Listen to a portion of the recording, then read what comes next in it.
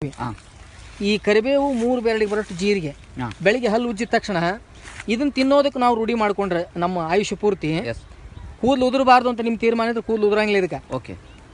ಒಂದು ವೇಳೆ ಕಣ್ಣು 70-80 ವರ್ಷ ಆದ್ರೆ ಈ ಕನ್ನಡಕ ಬೇಡ ಅಂತ 100ಕ್ಕೆ 100 ರಿಸಲ್ಟ್ ಇದು. ಆಮೇಲೆ ನಿಮಗೆ ಗ್ಯಾಸು ಅಸಿಡಿಟಿ ಆಗ್ತದೆ, ಆ ಗ್ಯಾಸು ಅಸಿಡಿಟಿಯನ್ನು ತೆಗಿತದೆ. ಆಮೇಲೆ ನಾಳೆ ದೇಹದ ಶಕ್ತಿ ಅಂದ್ರೆ ರಕ್ತ ನಿರೋಧಕ ಶಕ್ತಿ ಕಡಿಮೆ ಆದಾಗ ವಾತ ಅಂತ ಬರ್ತದೆ ದೇಹಕ್ಕೆ, ಅಂದ್ರೆ ಸಂದು ನೋವು ಬರೋದು ಅಥವಾ ನರಗಳ ದೌರ್ಬಲ್ಯತೆ ಬರ್ತದೆ. ಆ ಎಲ್ಲ ವೇದನೆಯನ್ನು ತೆಗಿಯಂತ ಶಕ್ತಿ ಐತಿ ಇದಕ್ಕೆ. ಆಮೇಲೆ ಸಕ್ಕರೆ ಕಾಯಿಲೆ ಬಂದ ಮೇಲೆ ಅಥವಾ ಬರೋದಕ್ಕಿಂತ ಪೂರ್ವದಲ್ಲಿ ಆ ಸಕ್ಕರೆ ಕಾಯಿಲೆಯನ್ನು ನಿಯಂತ್ರಣ ಮಾಡುವಂಥ ಶಕ್ತಿ ಐತಿ ಇದಕ್ಕೆ. ಆಮೇಲೆ ನಮಗೆ ದೇಹದ ಒಳಗಡೆ ಇರ್ತಕ್ಕಂಥ ಎಲುಬು ಏನೈತಿ ಅದು ಕ್ಯಾಲ್ಸಿಯಂ ಕೊರತೆಯಿಂದ ಬೆಂಡ್ ಆಗ್ತದೆ. ಆ ಕ್ಯಾಲ್ಸಿಯಂ ಅನ್ನು ದೇಹಕ್ಕೆ ಒದಗಿಸುವಂತ ಶಕ್ತಿ ಐತಿ ಇದಕ್ಕೆ.